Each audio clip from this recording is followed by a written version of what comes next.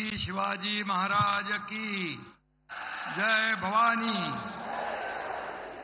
जगाला समता आणि शांतीचा संदेश देणारे महात्मा गांधीजी, भूदान चळवळीचे प्रणेते विनोबा भावे यांना विनम्र अभिवादन आणि गांधीग्राम आणि पवनारच्या भूमीला नमन।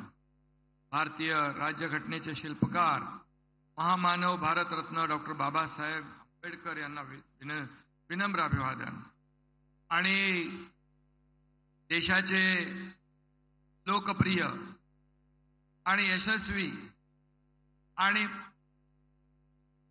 लगातार तिसऱ्यांदा ज्या देशाचे प्रधानमंत्री झाले त्या आदरणीय नरेंद्र मोदी साहेबांचं मी आपल्या सर्वांच्या वतीने मनापासून स्वागत करतो।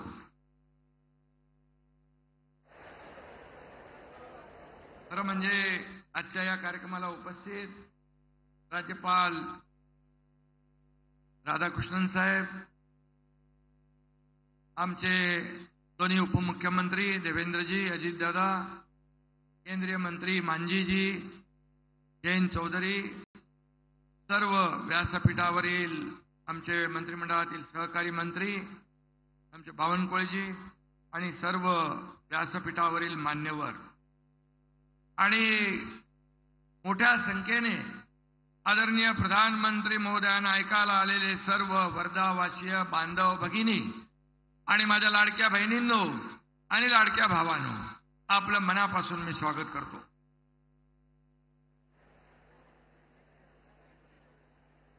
मोदी जी के 10 साल के सफल कार्यकाल का वर्णन करते हुए मैं ये कहता हूं, 10 साल बेमिसाल।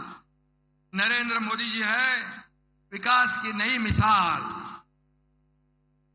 लगातार तीसरी बार इस देश के प्रधानमंत्री पद संभालने वाले माननीय मोदी जी के नेतृत्व में एनडीए सरकार के 100 दिन पूरे हुए हैं। मुझे इसमें कोई संदेह नहीं है कि मोदी जी तीसरी बार तीसरे कार्यकाल में प्रगति की गति 3 गुना बढ़ाएंगे और हमारे भारत को नई ऊंचाई प्रदान करेंगे। ये 100 दिन तो एक झांकी है, मोदी साहब की बड़ी इनिंग अभी बाकी है। मोदी जी के नेतृत्व में देश को महासत्ता बनाने का 140 करोड़ जनता का सपना 100% पूरा होगा। आने वाले वर्षों में हमारी एनडीए सरकार दुनिया के सबसे ताकतवर देश की सूची में भारत का स्थान मजबूत करेगी, ऐसा हमें विश्वास है। 21वीं सदी भारत की सदी, ऐसा मोदी साहब ने कहा था। हमारा भी यही कहना है कि 21वीं सदी भारत की सदी, क्योंकि देश के कप्तान है नरेंद्र मोदी, और इसलिए मैं उनका फिर एक बार तहे दिल से स्वागत करूंगा। आज पीएम विश्वकर्मा योजना को 1 साल पूरा हुआ है। कारीगरों का हुनर पहचानना, उन्हें सप्लाई चेन की मुख्य धारा में लाना, उन्हें मार्केटिंग ब्रांडिंग का सपोर्ट करना, इतनी दूरगामी सोच सिर्फ मोदी जी की हो सकती है। इसलिए जब प्रदर्शन में हम गए थे तो कई कारीगर कह रहे थे, हम इतने छोटे छोटे कारीगर हैं, आज छोटा छोटा व्यवसाय करते हैं, लेकिन इतने बड़े देश के प्रधानमंत्री हमारे बारे में इतनी बारीकी से सोचते हैं। ऐसे प्रधानमंत्री हमने देखे नहीं। मैंने कहा ना देखे हैं ना देखोगे भी, क्योंकि मोदी जी ऐसे हर विभाग को, हर सेक्टर को मेन स्ट्रीम में लाना चाहते हैं, उद्योजक बनाना चाहते हैं, लोगों को रोजगार देना चाहते हैं। और इसलिए आज महाराष्ट्र में पीएम विश्वकर्मा योजना में 14,72,000 से ज्यादा एप्लीकेशन रजिस्टर हुई है। इस योजना के माध्यम से छोटे व्यवसाय को लोन दिया गया, इससे कारोबार बढ़ा, रोजगार के अवसर पैदा हुए और देश की अर्थव्यवस्था भी मजबूत हो रही है। यह मोदी जी के सबका साथ, सबका विकास के समग्र दृष्टिकोण का सबसे अच्छा उदाहरण है।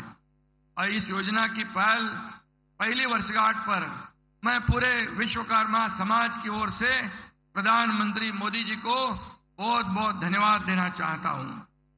मोदी जी ने देशातील महिलांना आत्मसन्मान मिळवून दिला। 10 वर्षात ग्रामीण भागातल्या 10 कोटी महिला आत्मनिर्भर झाल्या। नारी शक्तीला बळ देण्यासाठी आज मोदीजींच्या शुभ हस्ते पुण्यश्लोक अहिल्यादेवी होळकर स्टार्टअप योजनेचा शुभारंभ देखील होतोय आणि महिलांना स्टार्टअपसाठी 25 लाखापर्यंत अर्थसहाय्य मिलणार है।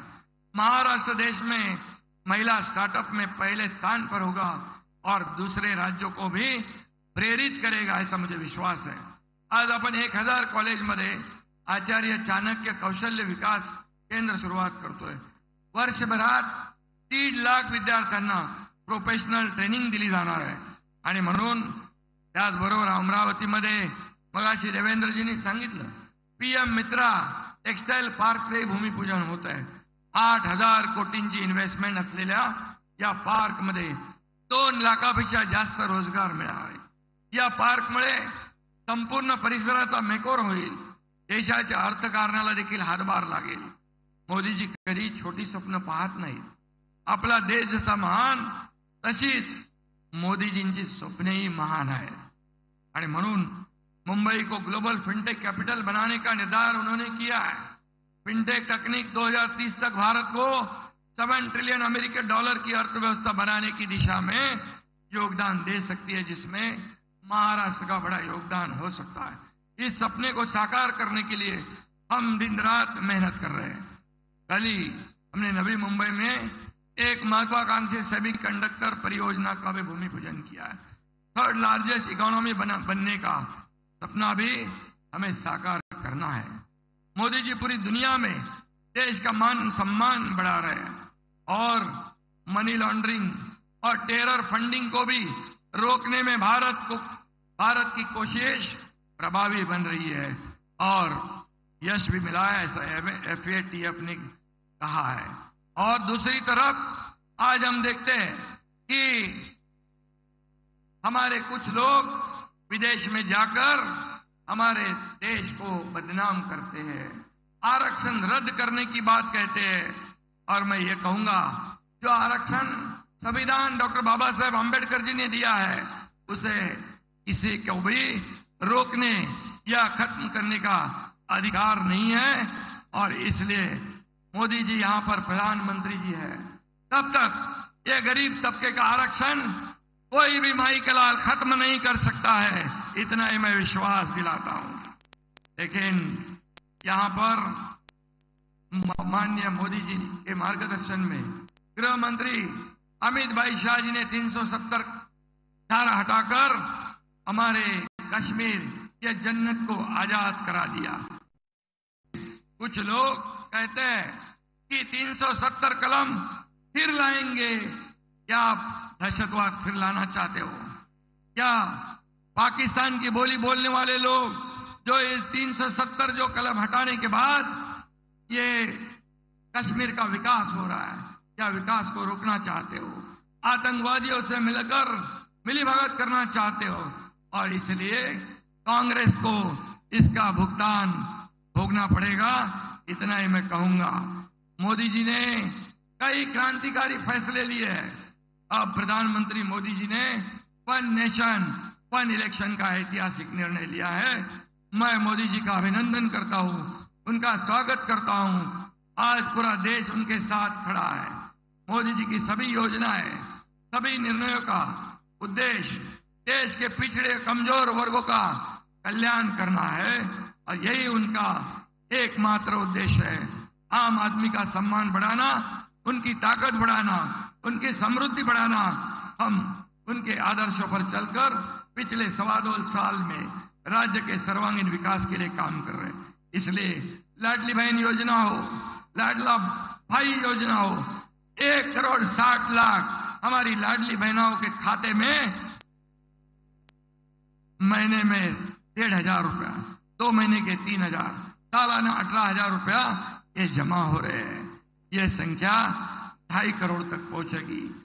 और एक लड़की योजना हो, अन्नपूर्णा योजना हो, लड़कियों को मुफ्त में प्रोफेशनल एजुकेशन हो, वयोश्री योजना हो, तीर्थ दर्शन योजना हो, ये सब योजनाएं नई क्रांति समाज में लाएगी। और मोदी जी के नेतृत्व में महाराष्ट्र के नए विकास के नए शिखर पर पहुंच रहा है। प्रधानमंत्री जी के आशीर्वाद से महाराष्ट्र का विकास बुलेट ट्रेन की तेज रफ्तार से होगा, ऐसा मैं विश्वास व्यक्त करता हूं। शेवटी जाता जाता एवढंच सांगतो, करू महाराष्ट्राचा विकास, आणू सुखाची नांदी, कारण आपल्या मागे खंबीरपणे उभे आहेत नरेंद्रजी मोदी ही। धन्यवाद। जय हिंद, जय महाराष्ट्र। आज हम राज्य सरकार द्वारा शुरू हो रही आचार्य चाणक्य कौशल विकास योजना और पुण्यश्लोक अहिल्यादेवी होलकर महिला स्टार्टअप योजना का उद्घाटन करने जा रहे हैं। उससे पहले मैं बताना चाहूंगी कि इस कार्यक्रम में आज आचार्य चाणक्य कौशल विकास योजना में सहभागी 1000 कॉलेजेस के 7 लाख विद्यार्थी वीडियो कॉन्फ्रेंसिंग के माध्यम से इस कार्यक्रम में जुड़े हैं। माननीय प्रधानमंत्री जी से अनुरोध है कि वे आचार्य चाणक्य कौशल विकास योजना और पुण्यश्लोक अहिल्यादेवी होलकर